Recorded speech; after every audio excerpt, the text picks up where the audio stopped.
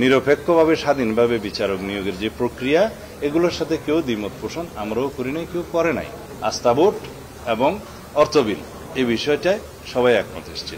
সংসদে নারী আসনের বর্তমান বিদ্যমান যে সংখ্যা সেটা 50। আমরা এই সংরক্ষিত নারী আসনের সংখ্যা 50 থেকে বৃদ্ধি করে 100 উন্নীত করার জন্য প্রস্তাব রেখেছি এবং আমরা প্রস্তাব করেছি বিদ্যমান সংবিধানের যে প্রক্রিয়ায় এই নির্বাচনটা হয়, মনোনয়নটা হয়, সেই প্রক্রিয়াতে সেটা হবে। এবং বিকল্প প্রস্তাব হিসেবে অনেক রাজনৈতিক দলের পক্ষ থেকে সেটা সরাসরি নির্বাচনের প্রস্তাব করা হয়েছে এবং কিছু কিছু প্রস্তাব এসছে এরকম ঘূর্ণায়মান পদ্ধতিতে সেই আসনগুলো হবে। সেটা অবশ্য নির্বাচনী ব্যবস্থা সংস্কার সংক্রান্ত যে কমিশন তাদের রিপোর্টের মধ্যে আছে। বাস্তবতা বিবেচনায় আরো দুই একটা প্রস্তাব ওখানে উত্থাপিত হয়েছে, সেগুলো আমি এখানে না বলাই ভালো হবে, যেহেতু পরবর্তীতে আলোচনা হবে। আমরা নিজ নিজ দলীয় ফোরামে সেটা আলোচনা করে যদি আমরা একটা জায়গায় আসতে পারি ভালো। তার মধ্যে বিকল্প প্রস্তাব হিসেবে এরকম কিছু প্রস্তাব এসছে যে বিদ্যমান 50 আসন যেভাবে আছে সেভাবে রেখে, নির্বাচন ব্যবস্থা যেভাবে আছে সেভাবে রেখে পরবর্তী বর্ধিত যে 50 আসন, সেই আসনের বিষয়ে কেউ কেউ প্রস্তাব করেছেন সেটা নির্বাচনে ভোট প্রাপ্তির সংখ্যানুপাতে হতে পারে কিনা। আর কেউ কেউ বলছেন যে 300 আসনের পরে যে 50টা সংরক্ষিত আসন আছে সেটা বিদ্যমান পদ্ধতিতেই হোক, কিন্তু 300টা যে এখন আসনে সরাসরি নির্বাচন হবে সেই এরিয়াগুলোতে 10 থেকে 15% নারীদের মনোনয়ন দেয়া যায় কিনা। কোনো কোনো প্রস্তাব আছে 33% মনোনয়ন দেয়া যায় কিনা। এগুলোর বিষয়ে কোনো মতৈক্য হয়নি, সেটা পরবর্তী আলোচনার জন্য রাখা হয়েছে। গ্লিটারের টুইন লেমন ও অ্যান্টিব্যাকটেরিয়াল ফর্মুলা বাসনকে চকচকে জীবাণুমুক্ত করে আমাদের দেয় গ্লিটার গ্যারান্টি। এখানে আসন সংখ্যা হবে 100, সেটা আমাদের প্রস্তাব। 100 আসনের বিষয়ে প্রায় অধিকাংশ রাজনৈতিক দল একমত এবং অধিকাংশ রাজনৈতিক দল দ্বিকক্ষ বিশিষ্ট পার্লামেন্টের বিষয়েও একমত। তবে কিছু কিছু রাজনৈতিক দলের সে বিষয়ে একটু আপত্তি আছে, তাদের সংখ্যা হয়তো বেশি নয় এবং এই 100 আসনের বিষয়েও প্রায় অধিকাংশ রাজনৈতিক দলের যারা দ্বিকক্ষে বিশ্বাস করে প্রস্তাব করেছে তাদের একমত। কিন্তু তার নির্বাচন পদ্ধতি নিয়ে এখনো পর্যন্ত তর্কটা শেষ হয়নি। তো সেই জন্য এখানেই আলোচনাটা সমাপ্ত হয়েছে এবং নিজ নিজ দলীয় ফোরামে এই আলোচনাগুলো করে ভবিষ্যতে কোন পদ্ধতিতে 100 আসনের নির্বাচনটা হবে সেটা নির্ধারণ করা গেলে তখন একটা জাতীয় ঐক্যমত্যের ভিত্তিতে জাতীয় সনদে সেটা স্থান পাবে। তো এখন এই পর্যন্তই থাক, কারণ 100 আসনের নির্বাচন পদ্ধতি নিয়ে আমরা যদি ঐক্যমতে আসতে পারি সেটা একটা, আর ওখানে নির্বাচন প্রক্রিয়ার মধ্যে কি কি ক্রাইটেরিয়া থাকবে সেটাও তখন নির্ধারিত হবে। আর দ্বিকক্ষ বিশিষ্ট আসনের এই আলোচনাটা পরবর্তীতে আবার হবে।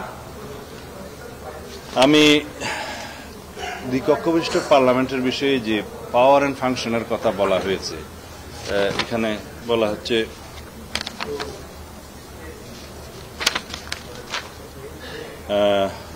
তাদের রেসপন্সিবিলিটি কি হবে, দায়িত্ব এবং রোল কি হবে, সে বিষয়ে সংস্কার কমিশনগুলোর সাথে আলোচনার পরে এবং জাতীয় ঐক্যমত্য কমিশনের সাথে প্রথম পর্বের আলোচনার মধ্যে কিছু কিছু বিষয় মোটামুটি উঠে এসছে।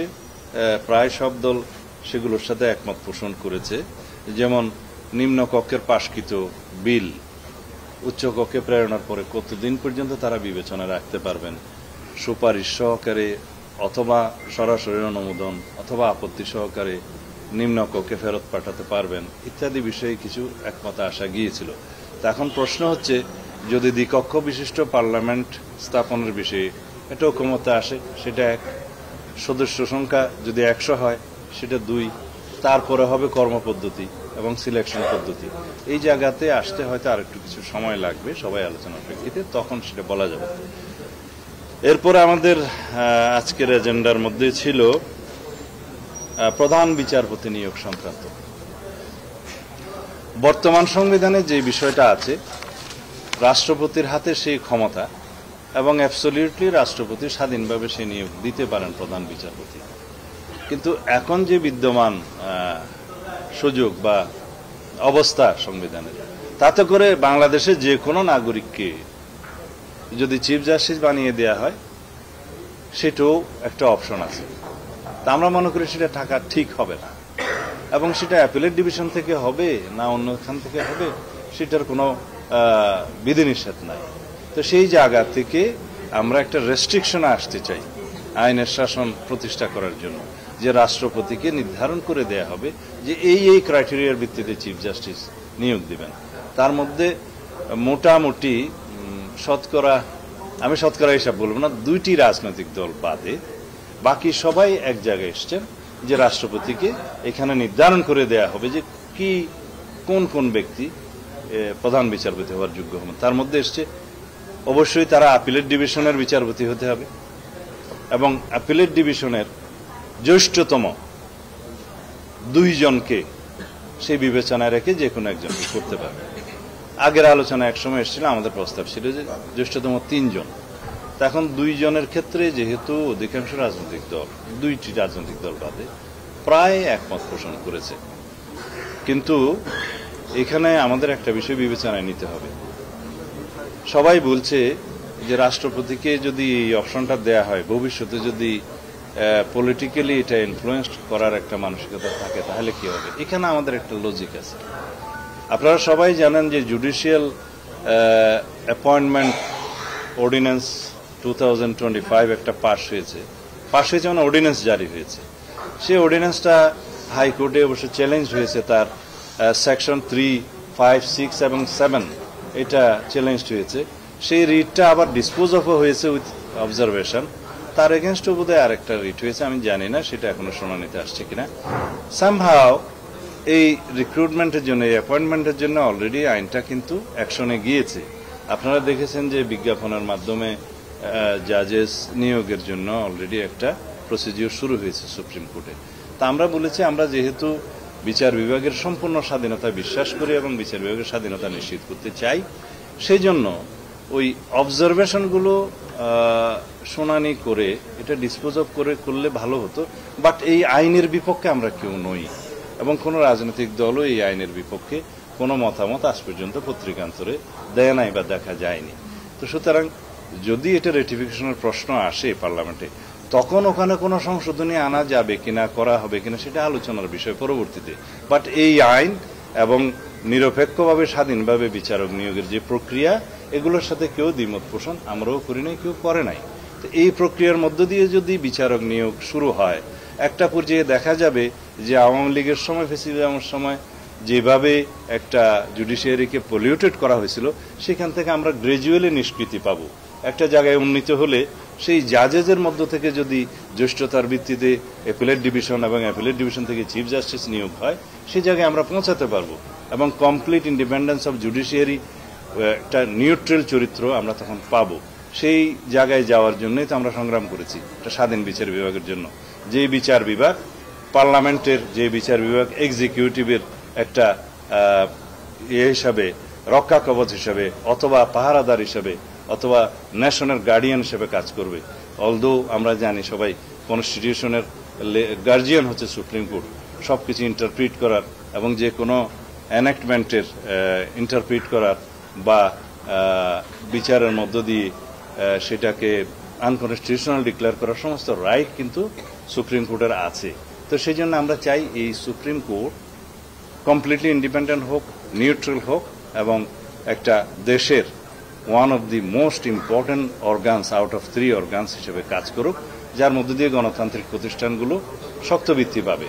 অন্তত সেখানে সর্বশেষ আশ্রয়স্থল হিসেবে যে কোনো নাগরিকের একটা বিশ্বাস থাকবে, যে আগে যেটা আমরা হারিয়ে ফেলেছিলাম।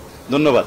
সংবিধানের 70 অনুচ্ছেদের এখন যেভাবে আছে যে দলীয় সদস্যরা দলের বিপক্ষে ভোট দিতে পারেন না, তাহলে সদস্যপদ থাকে না।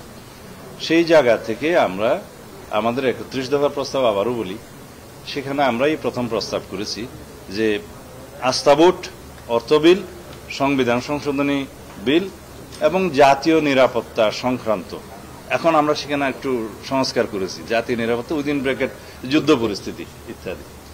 এইগুলো বাদে অন্যান্য সকল বিষয়ে সংসদ সদস্যগণ স্বাধীন মতামত দিবেন, ভোট দিতে পারবেন। এখন প্রথম দুইটা বিষয়ে কোনো দলের আপত্তি নেই, আস্থা ভোট এবং অর্থ বিল, এই বিষয়টায় সবাই একমত এসছে। কিন্তু একটা সিদ্ধান্ত হয়েছে যে আমরা একটা নোট অফ ডিসেন্টের মতো একটা সংযুক্তি থাকবে, আমরা আমাদের নির্বাচনী ইশতেহারে বাকি দুটো জিনিসও উল্লেখ করব। যদি আমরা ম্যান্ডেট পাই তাহলে সেগুলো যাতে আমরা আমাদের মতো করে সংশোধনীতে আনতে পারি, তখন যাতে এই প্রশ্ন উত্থাপিত না হয় যে আপনাদের তো জাতীয় ঐক্যমত্য কমিশনে জাতীয় সনদের সিগনেচার করেছিলেন 2টা, এখন কেন 4টা করবেন। সেই প্রশ্নটা অ্যাভয়েড করার জন্য আমরা বলেছি সংবিধান সংশোধনী বিল এবং জাতীয় নিরাপত্তা সংক্রান্ত বিষয় দুটো আমরা ইশতেহার উল্লেখ করব। যদি ম্যান্ডেট পাওয়া যায় তাহলে পরে আমরা এটা বাস্তবায়ন করব। আমরা দ্বিপক্ষ বিশিষ্ট পার্লামেন্ট প্রতিষ্ঠার প্রস্তাব তো অনেক আগেই দিয়েছি, আমরা 31 দফা দিয়েছি, আমরা লিখিতভাবে সংস্কার কমিশন কাছে দিয়েছি এবং এখনো আমরা সেই জায়গায় আছি।